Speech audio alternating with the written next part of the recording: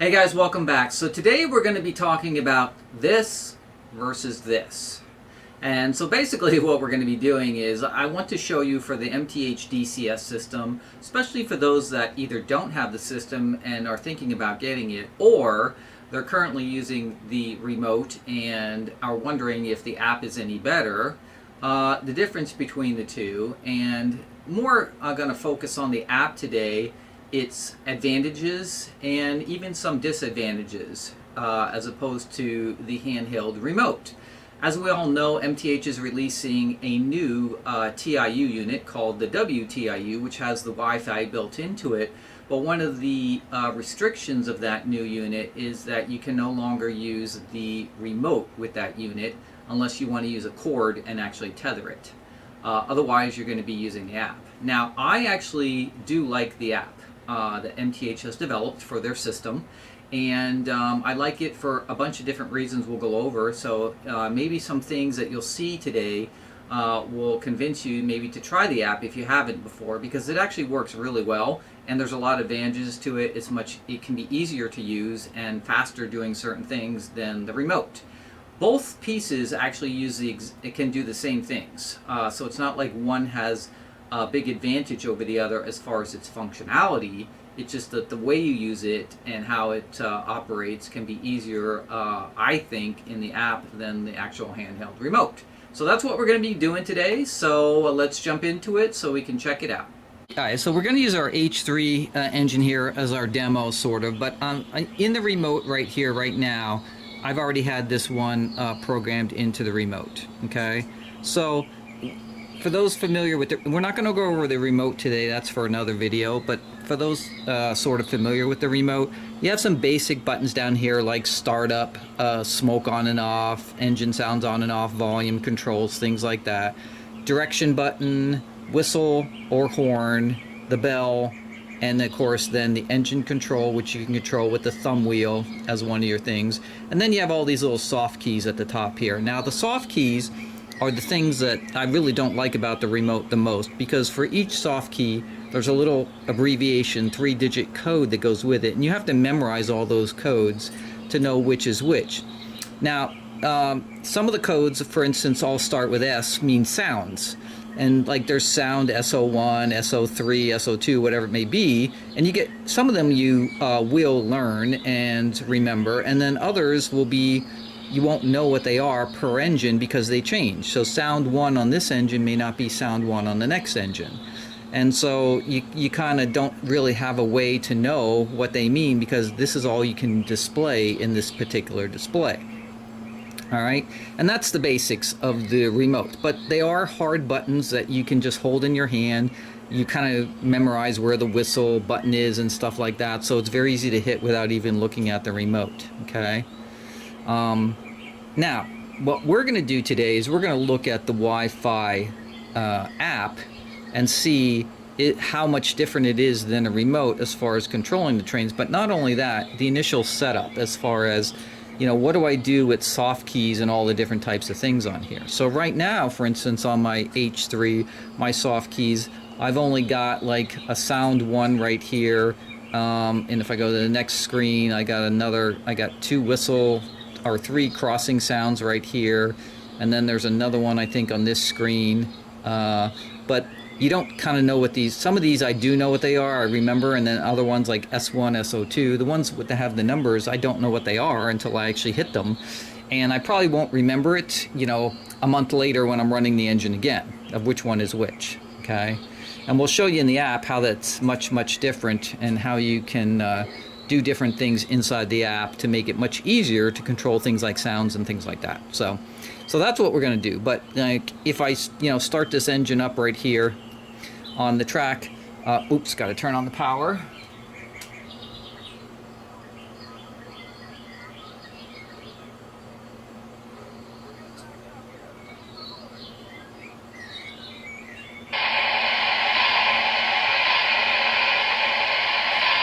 All right, so if I'm on the remote right here and I hit, like, for instance, SO2 soft key. Now arriving from Philadelphia on track 1, train number 403. it tells me that that's the arriving sound, right? And next time I'm not going to remember S2 is the arriving, right? and probably, let's see, S3 is probably the other one. Now departing for Pottsville on track 1, train number 403. So that's the departing, but I won't remember that next time. And I can't really change these to make it any longer to let me kind of know what they are. So because of that, there's sort of a restriction on display. Now you can change the abbreviations and things like that if you want to try to remember different things, but I'm going to show you when we're in the app, there's a lot of sounds that aren't actually showing even on the soft keys here that would have to be programmed in. So, and then you have all your standard stuff, the whistle, bell.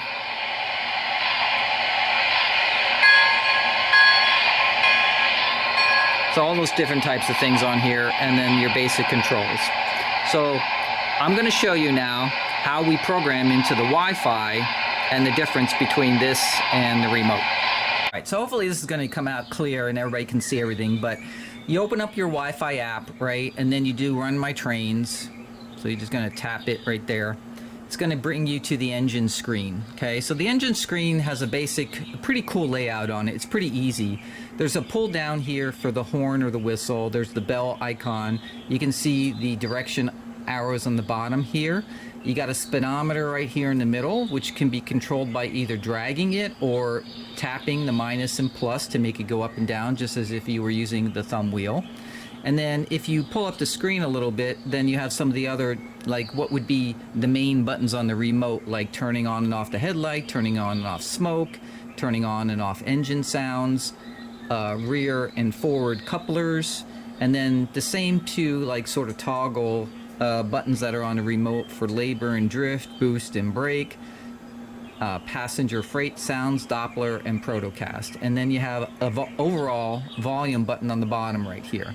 So pretty straightforward on the main screen, and very easy to use when you want to jump to any of those things. In addition to that, there's another screen right here, which we'll get to later once we program the engine in. And then there's a settings screen right here, which these are all the same settings that you would get to, but you have to go into menus after menu in the remote. So they're kind of buried in the remote, where on the app, they're very, you just hit the settings button and everything is here. You got engine settings, there's sound settings down here, speed control settings, smoke settings. So you have all the different types of settings, including the resets, factory resets, and all that kind of stuff on this main menu. So this one right here will be our sounds when we get this programmed in here and everything like that.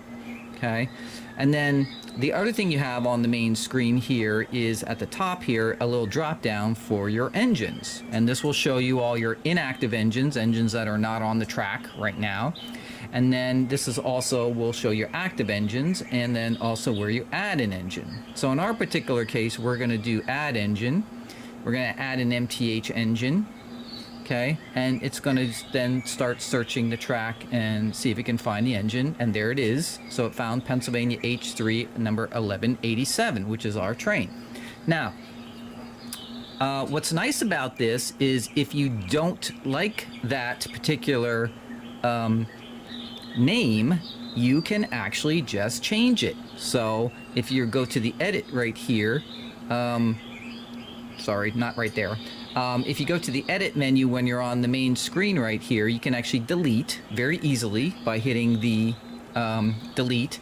You can also reorder by just dragging these bars up and down if you want your trains in a certain order. So suppose you want them in the engine ID order for whatever reason, or alphabetical order, however you want it, you can drag them in that position, so then they'll stay in that order every time you bring up the list. Okay. Now, if we actually go back to the engine itself, okay, now we have the engine right here, and you can see the startup button is right here. So you can just hit startup, starts right up. You can hit shutdown, it'll shut down. Here's the whistle,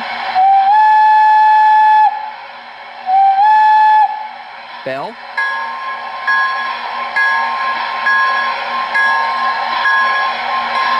and then down here, you've got the plus and a minus to start it, to make it go, you know, faster, slower, and then the forward and reverse.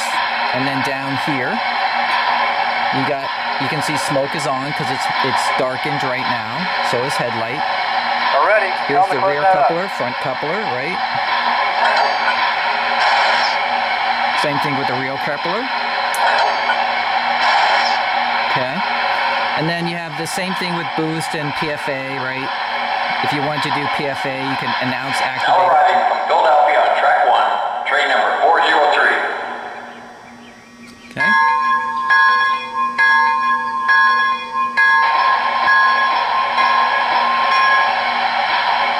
And then you have the overall volume at the bottom right here that you can change around. So very easy on the main menu to control the train actually. Okay. There is one caveat to this I'm going to show you later, but that's it for now. Okay. So let me shut that down for a second. All right. Now, on this menu of the app, this is the piece I like, some of the best part of it, which is these are all the signals that are in this particular engine, okay? So you see we got a forward, reverse, crossing, coupler, slack, things like that, okay? And then they have these ones called customs. Now these are the ones that typically on the handheld, right, or the S1, S2s, S3s, etc. You can see there's a lot more customs than were listed on the handheld remote, okay? There's actually 10 custom sounds in this in addition to the normal ones that you're used to, okay? But what's nice about this is that when you're operating the engine, if you play one of these sounds, whatever it may be, and you find out what it is, you can rename this. And you can rename it with however you want to name it out so that you know exactly what sound it is. So when you want to play it, you don't have to guess on little 3-digit abbreviation codes of what the sound is. And you have full access to all the sounds, not just some of the sounds, okay? So that's one of the big differences on that menu. And then down here we have the lights menu where you can turn lights on and off. They also have all the information about the engine right here. Odometer, trip odometer, chronometer, your current track voltage, track signal, battery check, etc. right? So it's all accessible without having to dig through multiple menus on the remote. And that's the difference between the remote. On the remote, you got to dig down through different menus to get to all these different things. They basically organize the app into 3 sections right here. You know, you have your basically running your section, right? On this one, it's sounds and then some other stuff at the bottom, which you're probably not going to use too often, right? You're not going to be checking the odometer every time and stuff. So for the most part, you're going to be at the top of the menu just for sounds, and you'll flip back and forth between the two, and it's super easy. The settings menu, you're probably not going to be using either unless you're actually changing a setting for whatever reason, okay? So let's start with the settings menu right here, which is, I told you that the name came across from the engine itself, but if I wanted to rename this for whatever reason, I can actually just hit the edit button, completely rename this to whatever I want, to a maximum of 16 characters. And that's really handy, especially if you want to put your trains in alphabetical order or type or something like that. You can do that and you can rename it to whatever you want. The other thing you can do is if your address is mismatched between your remote, for whatever reason, you can come in here and you can do an edit on the address and just change it. You can change it to whatever address you want to, and it's very easy. Now, you can still do that on the remote, the handheld. It's just a lot harder because you have to dig through menus to get to it, but you absolutely can do it on the remote. Just that over here, it's just so much easier to actually do it, okay? You can also edit all those soft key names. So there are those custom sounds, okay? And once you find out what each sound is, now unfortunately you do have to play the sound and then write it down so you know what it is. But once you do that, you can actually rename this custom sound to what it is. So suppose this is the arriving one, I would just say arriving, you know, and that's it, and hit the save button, and then it would save that now as an actual name I can recognize anytime I want to play the sound. And so what will happen is when you're on the actual sound menu, this first one right here will say now arriving instead of just saying custom sound 1, okay? And you'll have full access to all your sounds, okay? And that's one of the great parts about the app. It's one of the parts I really like the best, being able to rename all this stuff so that I can recognize whatever it is without having to try to guess on it, okay? down here you can adjust the engine volume, whistle volume, bell volume, so you can play with the levels of all these different sounds. The accent volume, which is great. You can turn things off like the brake proto chuff. You can change your chuff rate, turn on clickety clack if you want, cab chatter, auto coupler slack. That's always a good one. I like to have that one on. And then you have down here your speed control. Okay, this is the most important piece that I want you guys to remember out of this whole video, and that is to set your maximum speed on your engines. Okay, I usually like to set it around 40, 45, whatever it may be. Okay, so why do you want to do that is the question. Well, I'm going to show you in a second. Okay, but just remember this is under the settings menu, and you want to set your speed control, your max for the engine. This lets you set your smoke volumes. If you have an engine that has the quillable whistle on it, then you can turn that on too. And then down at the bottom here, it has the way that you can either reset the engine for just the features or a complete factory reset if you're having some kind of issue. So incredibly easy to use. Okay, so let's go back to this menu right here. Okay, now this menu right here is the main control for the engine. And one of the sort of idiosyncrasies of using the app as opposed to using the handheld is that because it is a touch screen and you can tap, there is a possibility that you might, as you're controlling your engine, accidentally touch or tap an area, say over here at 110. What will happen is the train will instantly ramp up to 110 and start going out of control. Now, usually what happens at that point is everybody panics, and you because it's such a surprise, you know the train is going to derail because it's just going too fast, and you want to stop it. Okay. Now, and on my layout, I have just 2 switches I hit, and the entire power to the layout dies. Right. But if it's going out of control, right, and you want to stop it, if you tap the other direction, it does take usually a second, and it doesn't respond right away. And by that time, the train could, leave the layout, let's say. And the reason I know this is because it happened to me. It caught me by surprise the first time it happened. I didn't realize that could happen, but somehow I accidentally touched this side of the screen, and the train just sped up, and it goes fast, right? This dial will just zip right over there, and the train will just take off like a rocket. And it just happened to be on a straight coming up to a curve, and I couldn't stop it in time. And what happened is it just flew straight off the layout, and it actually slammed right into the wall. It was going so fast because these trains, they go fast. And so what I do now is I put a speed limit on all of them when I'm setting them up. And if you do that, you never have to worry about them going out of control, because even if, like, say you lost your DCS signal and it started going out of control or something, it's not going to, you're basically not DCS control. I mean, if you accidentally tapped it and it zipped up to like 100, the DCS is going to limit it right here, as you can see, to 40. So I can only go max 40. You see the little arrow that's sort of right there, and this is all grayed out now in this area. Okay, and that's the max. If something goes out of control, that can happen for this engine, and that'll prevent it from, flying off your layout. Okay, so that is the number one thing with the app that is the only really what I call the disadvantage of the app, is that it's possible that you could touch part of the speedometer here, and the train would go out of control. Okay, now, if you're just touching the minus and the plus, it'll just go up a little bit at a time, so you can do your crawl, like starting and get faster and faster. And that's a nice little feature too, because a lot of people don't like using the dial to move it, dragging the little dial around. I prefer just using the plus and the minus, because you can just tap, tap, tap, tap, tap, just like you do on the thumb wheel on the remote, and it will, slowly start the engine and get faster and faster and faster. Okay. Now, you can also just tap a direct area. So if you just want to jump to 10 miles per hour or whatever it may be, you can actually just tap there, and it'll jump right up to that part, and you're off and running. Okay. So otherwise, pretty simple as far as everything else goes, okay?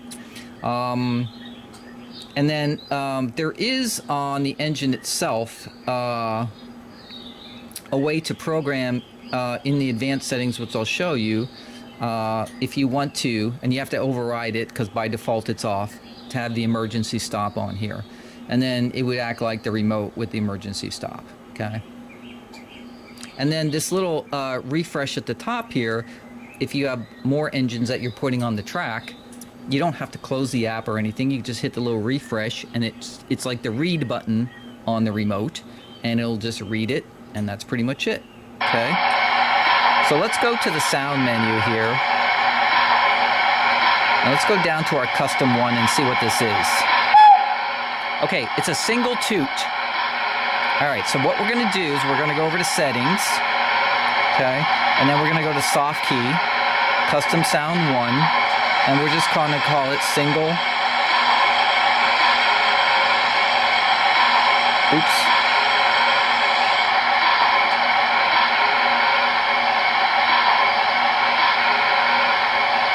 Take a look at the general order. Single toot, save it. Now it's labeled single toot. And if I go back to my sound menu, custom sound 1 is single toot. Now I know every time that I come to this menu, if I want to do a single toot, that's the one to hit. And that's what I really like about it. And you saw how quick it was, right? It only took a second to rename it. Now that name is saved in there for this particular engine. All right. So that's what I do for all my engines when I set them up in the app here. I'll go through all the custom sounds and relabel them so I know what each one is. And now every time I come to this engine, I can save that, okay? And I don't get the same thing in the remote, obviously, with the little abbreviations that you kind of have to remember. So I don't want to remember. When I'm coming to run trains, I want to be dumb. So I just want to like pick up my controller and run my trains, and I don't want to have to think about anything, basically, because that's the part of trains, to come down and relax and not have to think about anything anymore. So that's really the main part of the app.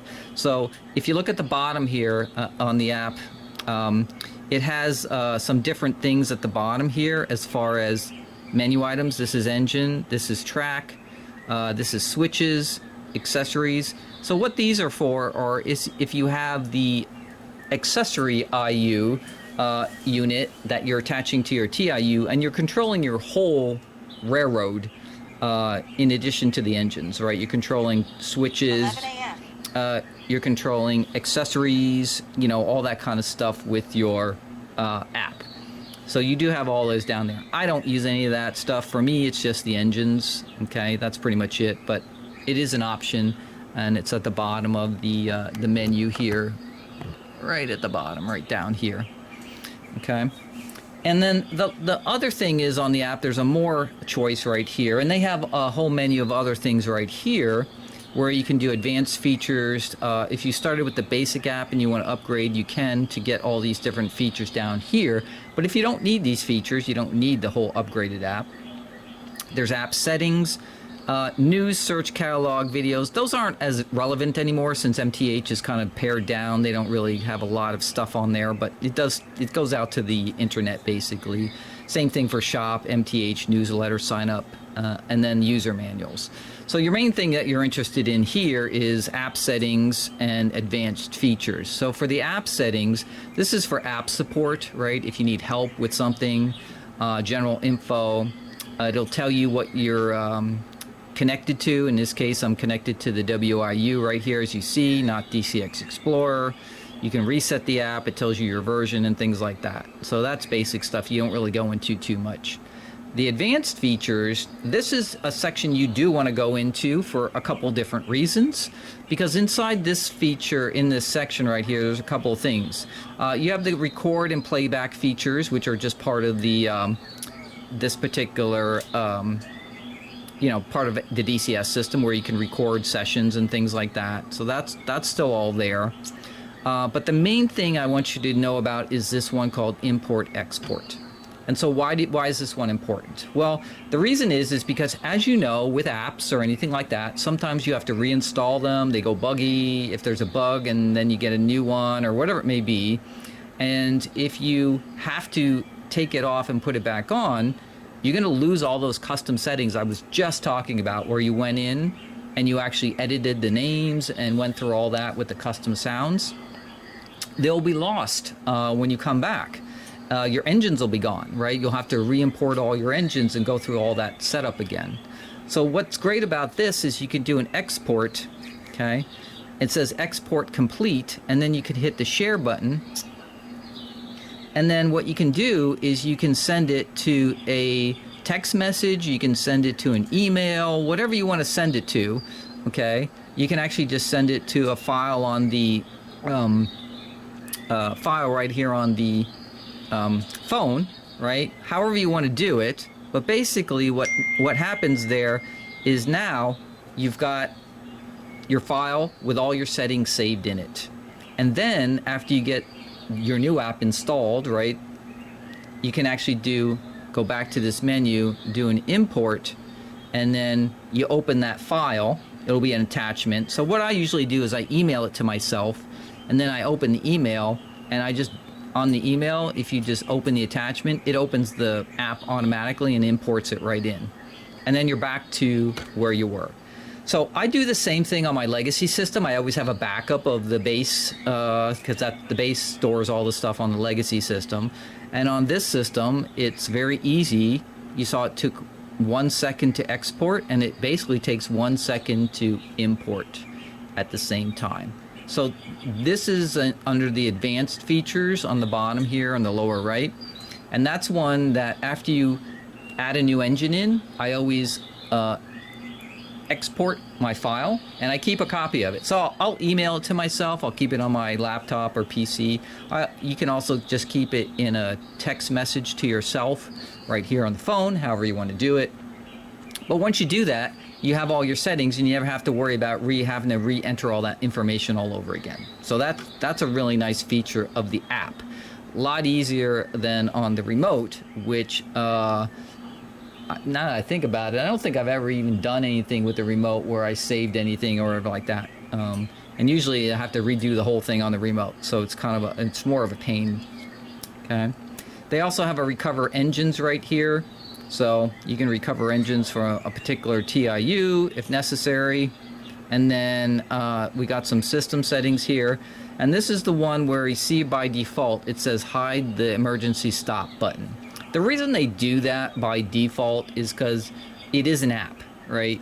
And unlike the hard remote where you actually have to push down on the emergency stop button, on the app, if they display it on the screen and you accidentally touch it, it's going to shut down the whole system, right?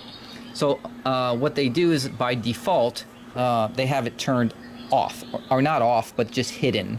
And you can see if you wanted to, then you could turn it off. You have to create a password because it has to be password protected to turn it on and off. So you create a password and you save it, and then when you do that again, it will let you enter the password and actually turn it off. Okay. There's also max speed engine lock right here. Okay, same thing. You have to create a password, but once you created your max engine speed lock password, you're set, and then you can set your that lock on there. That's really good if you just want to set a lock across the board for all your engines that if you have like kids coming over to run trains or stuff like that, and you don't want them to go above a certain speed or whatever it may be, then you can set that sort of across the board. And then this just tells you your different TIUs if you had more than one. Okay, that's your TIU settings, and you can always confirm you're connected to the right TIU. So pretty simple overall when you think about it, and it's a very responsive app. There's no delays, and it's very easy to use, and I actually prefer it. And the nice part about it too is that if you have people come over to your house and you want them to run your trains, if they have the MTH app on their phone, they could run the trains, and you could actually send them your configuration file so that they could run any of your trains, and they don't have to do anything. There's no setup required. They don't have to come up with their own ID on their own app and all this kind of stuff, right? It'll just, because if they have MTH trains also, and they're coming over to your house to run your trains, then you could just import your configuration file into their app, right? Assuming they've already saved theirs. So don't forget, they should export theirs and make sure theirs is saved so they don't have to redo all theirs when they get back home. But they'd be able to run all your trains on their phone without having to go through all the setup and everything like that, okay? So those are different things to keep in mind. You know, the other thing they could do is if they have a conflict because they want to use their phone, then they're just going to add your engine to their phone, but you're using the same ID for some reason between some other engine they have and yours, then you can go into the app and just switch the ID and it'll all work. So it's very easy to use and it's very quick, which is the big thing about it. I'm using this on my iPhone here. I also have it on my iPad. And to keep those two in sync with each other, I just export the configuration, and then every time I make a change, and I import it over onto the iPad, and they both stay in sync with each other. So, and that's pretty much it. That's really the main things I wanted to talk about with the app. But it is very simple to use, and if you haven't tried it before, you might actually like it better than the handheld remote. And since that's the way that MTH is going, you might want to try it out and get used to it, and you'll find that it's actually really easy to use than the remote. And you don't have to figure out the menus on the remote and how to do things on the remote, because everything's kind of obvious, right? So like the remote, for instance, you have to hit the engine button and then do the startup button, right? Well, if you're not familiar with that process, then you might not be able to figure it out if you're new to DCS, whereas on the app, guess what? Startup button's right there. You can't get any more obvious, right? That's all there is. You don't have to hit engine or anything like that. You just go startup. Now, if you have more than one engine on your system, you can hit the drop down here, and if you have more than one active one, of course, you can select the other active one too. And if you do have more than one, there'll also be a choice for all. So if you want to control them all at the same time, there'll be an all choice where you can make them all active, because that's a feature of the DCS system, right? Where you can actually control, 5 different DCS engines simultaneously, and they would all accept the same exact command that you're doing on the engine control right here. So that would be available once you have more than one active engine in your list. Right now I just have the one, so you don't see it, but it's available, okay? And yeah. And then some of this other stuff like Protocast and Doppler, I never use that stuff, but it's all available down here just like on the remote, so everything's pretty much the same. And that is why I actually really do like the app, the DCS app, as opposed to the handheld remote. Now both work perfectly fine, but I just prefer this, and I prefer it because I do like to use some of the extra sounds that are on the menus. And I like to have them custom named so I know exactly what they are. Because the single toot is kind of cool, right? When you do the normal horn button, the whistle, and you pull down the little cord, it's longer, right? But suppose he's just going by a little area and you just want to do a quick toot, right? Now I can do that because I know which one exactly it is based off this menu right here. All right, so let's, on this particular one, let me go back to the engine menu. We'll start this up.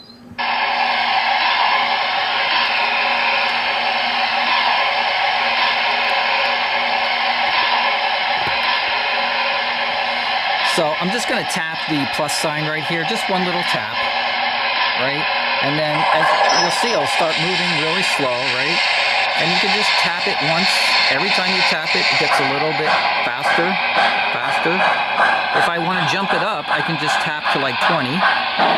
See how it jumped right up there? I can also hit reverse. And you saw how it goes back down. Now it's in reverse. I can do 10. Now it's coming back in reverse. And this is why if you accidentally hit over here, it would like zip up and go crazy. So if I hit here, nothing happens. Because I have my max speed set at 40 right here, right? You can also drag it if you want to. don't like the dragging as much, to be honest with you. It's just like you're trying to drag on a screen right here. It's not. That's the piece I don't like. But the plussing and the plus and the minus sign work perfectly fine. And then you can always just tap into different areas to speed it up.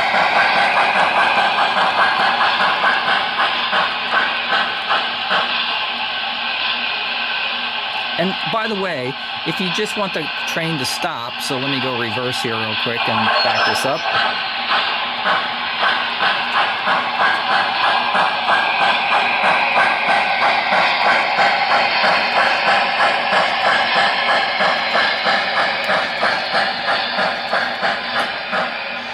This is one difference also between the remote and the app. So on the remote, there's only the direction button. There's no forward and reverse. Like every time you hit it, it goes the opposite direction. Where the app is a little bit different, right? So because I use the direction button on the, let me shut this down for a second right here.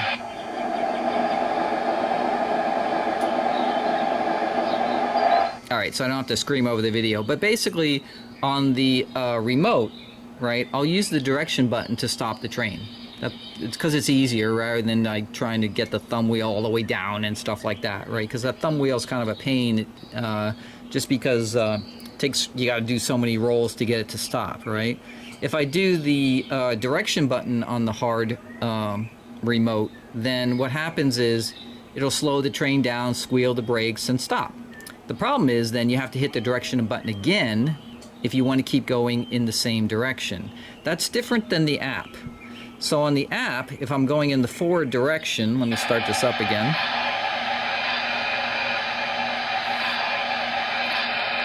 So we're going forward. If I want to stop the train, I don't have to hit the reverse, right? I just hit the forward again. It'll stop the train.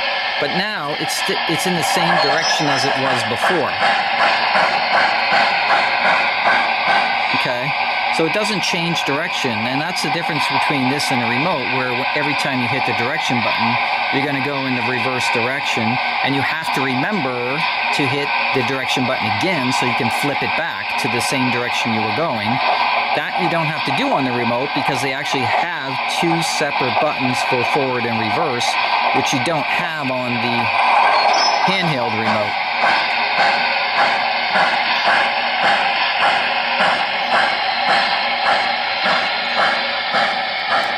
Now, if you do want to change direction, then you just hit the opposite one, and now when you start it up again, it'll be going in the direction that you want it.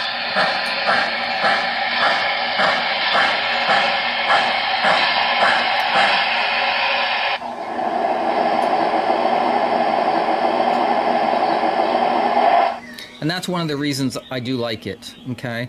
Now, one of the other things about the remote is because this is going through Wi-Fi, so it's a Wi-Fi connection between my iPhone and the Wi-Fi unit, which is on top of the benchwork, right?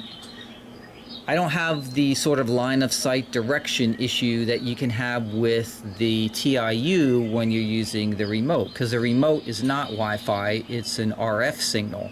So the problem with that is that can be interrupted, you know, depending where your TIU is located, right? I don't want my TIU on top of the layout anywhere. It's kind of an ugly unit, and it has wires coming out of it and everything like that. So my TIU is down below, underneath, right? And sometimes when I'm using the handheld remote, I actually have to point it in the direction of the TIU, or the signal doesn't come through because it's being, you know, it's basically being you know, interrupted between the woodwork and the bench work and everything like that of where it's located. I don't have a direct line of sight with it.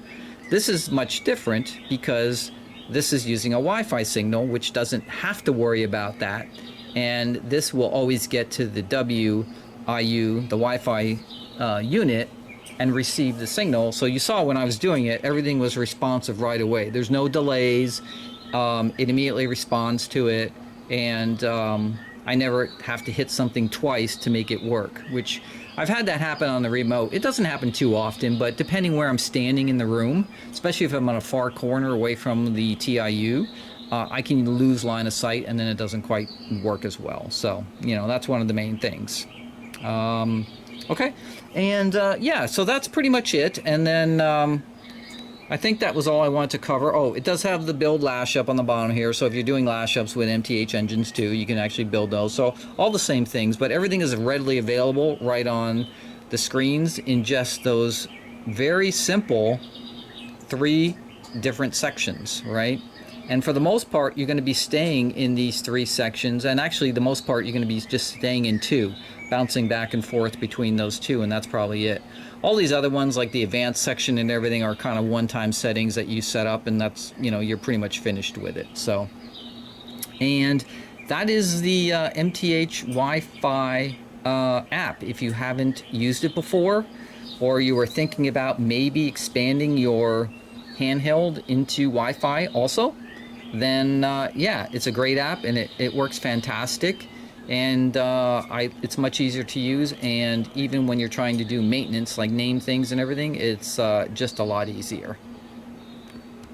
All right, the other thing about the remote is that, all right, I'm going to shut this down so stop this guy from talking here.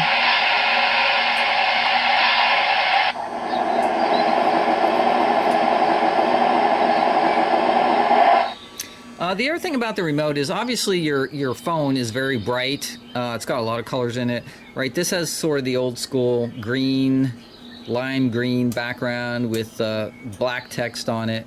You know, sometimes it can be hard to read. You got to turn the backlight on. So not the greatest as far as the display goes. The thumb wheel, again, is something that's like, I'm not a big fan of this thumb wheel, to be honest with you. But you know, that is the way the remote works. And then if you want to get to some of those items we were talking about before, you have to go under menu, then you have to pick a menu, so you got to get to the right menu first, and you have to remember which menu it's on. That's the other thing about the remote. Sometimes I can't remember where, I know what I want, but I can't remember where it is. Is it under control or system, right? Whatever it happens to be. And then you have to go to that. So there's smoke volume right there. And then you got to pick minimum, medium, max, right? So you can see how many things you kind of have to go through just to make one setting change. Whereas if I just went to the app, it's like 1 tap, I'm done, right? So maybe 2 taps. Okay, I get to the menu, one of those 3 menus at the top there, and then I just scroll down to find my setting and tap, and I'm finished. So that's the difference. You have to go through all these sub-menus within sub-menus inside the system here, you know, to kind of find what you're looking for. And that's kind of the difference.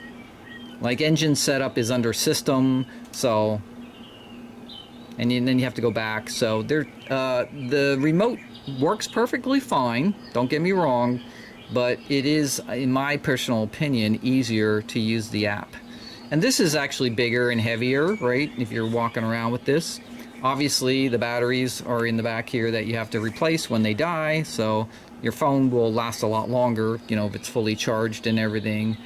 And you can actually, you know, if you didn't want to even have it on your personal phone, you could actually get a beater phone, like an old iPhone or something like that, or tablet or whatever like that, and just keep that in the train room as the, you know, control for your MTH trains. So that's kind of where it is. So that just a couple little things that I think are much easier and just cleaner with the app. But I do have both, so people can come to my layout, and if they prefer the remote, they can use the remote. If they don't mind the app and they like it, they can use the app too. So like here is my WIU. This is the low Wi-Fi unit, and this plugs into the TIU down below underneath here. And you know, obviously the antenna's right here, so no matter where I am in the room, the Wi-Fi is going to pick up my signals from the app. So that's what makes it great, because this box is kind of small. You can pretty much put it anywhere. Now, in my particular case, I'm using a hardwired Ethernet connection on mine, which is the simplest type of connection to do. Then you don't have to worry about putting it on your network and all that kind of stuff, right? But you don't have to have an Ethernet connection to your network if you don't want to. You can either use the MTH Wi-Fi network that's built into it, or hook it up to your network through Wi-Fi. you know, using the security protocols and everything, and do it that way also. But if you do have a LAN connection, a hardwired Ethernet connection, then you don't have to do a single thing. You just plug it in and you're done. There's no configuration or anything like that. It'll just be on your network, period. So remember that. That's the only thing you have to remember. So if you're using the MTH Wi-Fi network that's built into here, then on your phone, you're going to have to switch your network settings, right? You're going to have to go to your Wi-Fi settings and pick the MTH network, connect to it first. Then you'll be able to control your trains with your phone or tablet or whatever you happen to be using. Otherwise, it won't connect and you won't be able to control your trains. And that's probably one of the biggest things people forget to do. They just forget to switch their Wi-Fi network if they're using the MTH one. And there's a switch on here. When you read the instructions setting up the little unit here, it'll tell you which one do you want to use, your home network or the MTH network that comes out of the little Wi-Fi unit. And either or works. If you're going to have like an old beater phone in your train room that you're just using and that you're only using it for this, then I would set it to the MTH Wi-Fi network and just have that as your default Wi-Fi network it connects to when you power up your phone, and you never have to worry about, you know, setting up the, you know, web security and all that stuff between your Wi-Fi unit and your home network. So just a couple different options, but you'll read, if you read the instructions, it clearly tells you how to do all the different types of options. Now, like I said, the TIU coming out this year supposedly is going to have this little unit now built into it, so you won't have a separate unit like this. And then, you know, supposedly we'll have some new features also that we're waiting to see what those are. But you won't be able to use the handheld remote, like I said, at that point, unless you want to plug in a phone cord here and then plug a phone cord into your TIU. That's going to restrict you, obviously, depending on the length of the cord, and it's going to be kind of a pain. So, you know, I would immediately go to the app at that point. But just FYI of what's coming down the pike. Alright guys, so I hope you enjoyed that sort of little tutorial on the MTH DCS Wi-Fi app. Some of the advantages that it has, that one little disadvantage with making sure that the speed doesn't go out of control and your engine doesn't go flying off the track and run into the wall like mine did. But you learn your lesson after that first time, trust me. But besides that, you know, it's much easier to do things like changing names, programming, and even controlling the trains can be very simple with it. It's not the same as holding a handheld in your hand and just being able to feel for a button as opposed to being able to look down at the app and then picking something. But it's really negligible as far as the difference between the two. And the app is the way that MTH is going with everything with their new TIU. So if you don't have the DCS system and you don't want to spend a fortune on the older TIUs and you'd rather get the newest unit, then, you know, there's a great feature and using the app so that you can use the new unit, which is supposed to have some additional functionality. We don't know what it is, but they say there is going to be some new functionality in it too. So we'll see what that is. I'm not sure what it could be, but if there is, then you would be using the app for that. So, and if you do have a DCS unit right now and you're just using the remote and you've never tried the app, you can give it a try. And like I showed you earlier, right, there's all different ways to keep your app in sync with your remote and everything. So you can actually have both. And if somebody comes over, you can have a remote, they can use the app, you know, and you're all set. So as always, make sure you subscribe, hit that like button, put your comments down below what you thought about this video, and I will see you guys on the next one. Peace, guys.